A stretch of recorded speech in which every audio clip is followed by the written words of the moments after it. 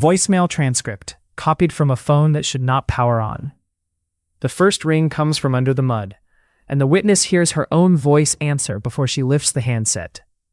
The first problem is not what it says. The first problem is where the record says it came from. This is a configured fiction channel case file. Original fiction, reconstructed like an archive recording. The case is called The Orchard Payphone Rang Underground. At the center is an Orchard payphone, an orange cord, and a witness who hears herself answer.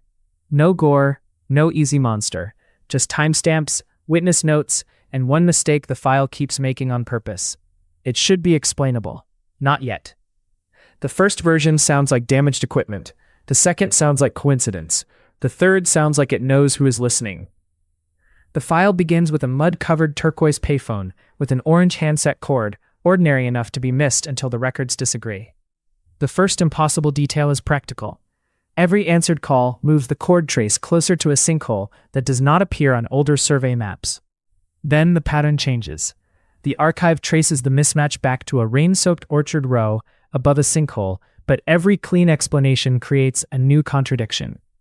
The proof object matters because it stays boring on camera. A mud-covered turquoise payphone with an orange handset cord simply updates before anyone can explain why. By the second review pass, the archive has 3 versions of the same event. One from the room, one from the evidence log, and one from a record that should not exist yet. The phone is not receiving a call from below the orchard. It is replaying the next person who will find it. Ask the obvious question: why did nobody notice it the first time? Here is the part that made the archive stop treating it like noise. That is when the case stops behaving like damaged equipment and starts behaving like a witness correcting the official record. The first staff note does not describe fear. It describes a mud-covered turquoise payphone with an orange handset cord behaving like it had been logged before. The public file ends there. The private file preserves the contradiction so the next review does not mistake it for noise. Then, it answers. The ordinary explanation fails first. A mud-covered turquoise payphone with an orange handset cord should only prove one small thing, but the record around it keeps adding context from a rain-soaked orchard row above a sinkhole. That matters because the archive can dismiss a sound, but it cannot dismiss a physical object that updates before a person touches it. The file keeps its language narrow.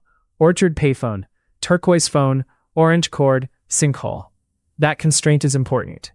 The case is not allowed to borrow old archive mythology to feel larger. It has to earn tension from its own object, its own location, and the exact way the evidence contradicts the log. Read the file the way the archive reads it.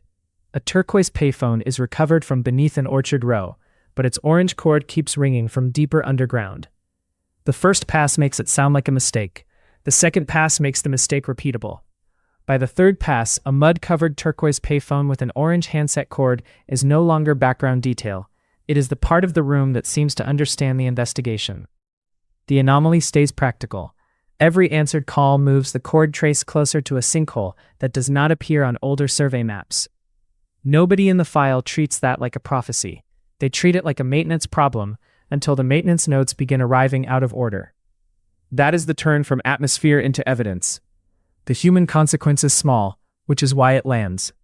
Someone has to stand in a rain-soaked orchard row above a sinkhole, look at a mud-covered turquoise payphone with an orange handset cord, and decide whether the next playback is a test or an invitation. The archive keeps those moments because systems fail loudly, but people notice the silence afterward. The reveal does not need a bigger monster. The phone is not receiving a call from below the orchard. It is replaying the next person who will find it. It needs a cleaner chain of custody.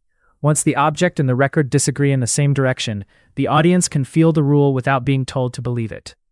The unresolved hook stays attached to this case. The first staff note does not describe fear. That gives the next episode room to be new. The private file keeps the contradiction intact and lets this case close around its own evidence. The next page narrows the file around the first ring comes from under the mud, and the witness hears her own voice answer before she lifts the handset. The evidence stays with a mud-covered turquoise payphone with an orange handset cord. Every detail points back to orchard payphone, turquoise phone, orange cord, sinkhole. The next page narrows the file around. The detail that breaks the file is this. Every answered call moves the cord trace closer to a sinkhole that does not appear on older survey maps. The next page narrows the file around. The object in evidence is a mud-covered turquoise payphone with an orange handset cord. The next page narrows the file around. The first staff note does not describe fear. The private appendix is quieter than the call. It follows the witness back to the canvas rain tent, where the mud on her sleeve dries in the shape of the orange cord. She doesn't say the phone threatened her. She says the ringing waited until everyone else looked away, then used her own voice to ask for the shovel by name. That is the first human consequence the archive can prove.